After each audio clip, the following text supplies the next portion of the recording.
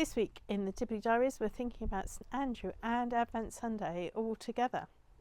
They fall really close together this year, so the 30th of November is traditionally St Andrew's Day, and that is Sunday, and Advent Sunday for this year. Whilst preparing for what I'm preaching this week, I've been thinking about Andrew and about what it means for Andrew to have been Simon Peter's brother. And I wonder how well they actually got on. I mean, was Peter a bit much? Was Andrew quieter? Did they get on really well? What was it like for them as brothers? They both were followers of Jesus. They had that in common.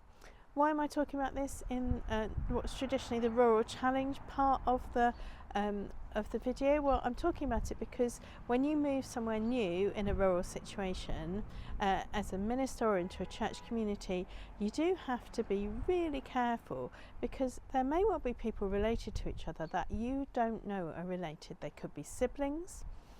They could be cousins, aunts, uncles, any of these relationships. And the other thing that you need to be careful about is making assumptions about what that means for those relationships, because it may be that actually they don't get on very well at all, or they may get on and be a tremendous support for each other.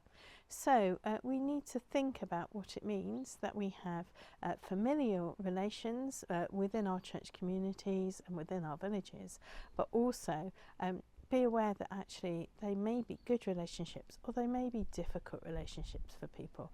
We just need to tread carefully with other people's relations in this situation.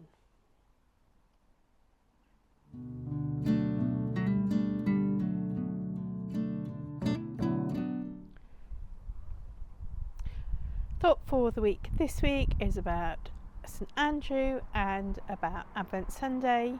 I'm going to start off thinking a little bit about St Andrew, then think a bit about Advent Sunday and a bit about some of the similarities. I've been thinking about what that means. So St Andrew, he was Peter's brother. Simon Peter's brother, and the story that we have for Andrew, the gospel that we have for Andrew, is just the bit where Jesus comes up to them when they were with the boats at the edge of the Sea of Galilee and says, "Follow me, and I will make you fish for people." And so we have this bit, and then it says immediately they got up and followed him. I've been wondering about this in the context of, stranger danger. And did Jesus go up and they just had no idea who he was and they blindly followed him? Well, no, probably not. Probably they were followers of John the Baptist. They knew all about Jesus.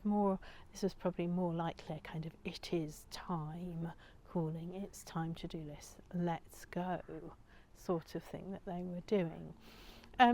But it is that kind of immediacy that they were willing to follow Jesus. And they have this kind of calling where Jesus says, I will make you fish for people. I will make you fish for people. What does that mean? What's that like? I mean, it is a metaphor. We kind of understand it if we think about metaphors. But there's no certainty to it. Jesus had no plan for them. He didn't say, "This is what you'll be doing. This is what you do." It's quite an uncertain thing. Jesus kind of reassured them by using the metaphor that it was like fishing. Well, they knew about fishing, so that was okay. But fishing for people, they didn't really know how that was going to work. What was that going to be like? It's huge amounts of uncertainty around what that would be for them, and yet they were keen to do it. Immediately they got up. And then what about Advent Sunday? Well, if we were having the Advent Sunday Bible readings, we'd be having the bit where Jesus says, don't spend your time worrying about when I'm going to come back. I'm going to come back, but don't spend time thinking about it. Kind of get on with things and be prepared for it to be any time. Be prepared for it to be any time that I come back. Now, I was thinking about this, how long ago this was.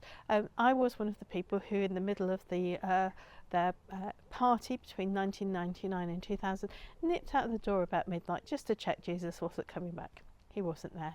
So we went back in and carried on with the party.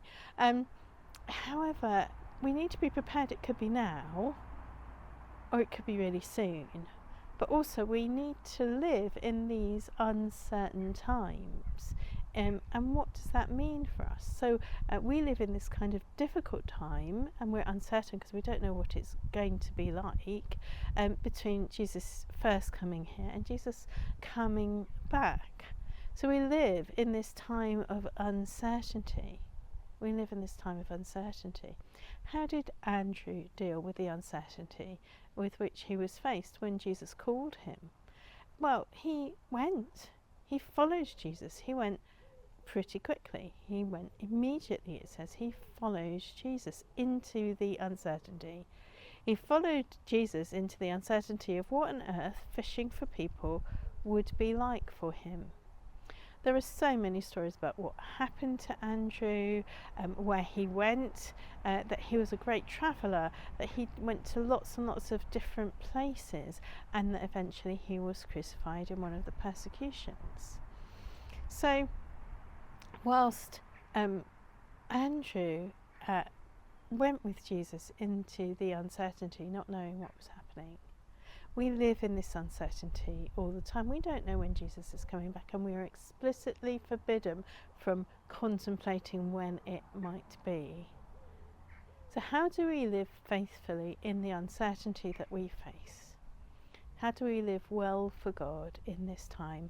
How do we show that confidence that Andrew showed when he got up and followed Jesus?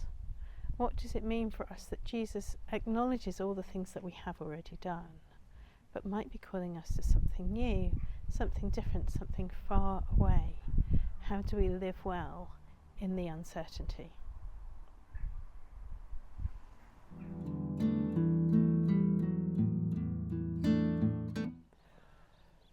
The Dibley moment of the week this week is about uncertainty, and it's not funny, but it is something which kind of happened to me very near the beginning of the pandemic. I was on the phone to someone, and we had a scheduling problem, and we needed someone to take a wedding for us that was probably about 6 weeks away from the date I was speaking to him. And I just remember talking to him, and as I was talking to him and we were trying to work out who could cover this wedding for us, I suddenly realised that this was a silly conversation to be stressed about at this point, because actually maybe that wedding wouldn't happen at all.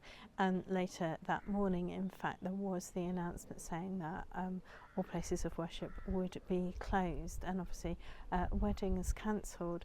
So it just reminded me of that uncertainty of being anxious and living in that uncertainty. Well, that's it for the Dibley Diaries for this week. I pray that you and your village, however large or small, have a really blessed week where you can live in God's blessing with whatever uncertainties you face.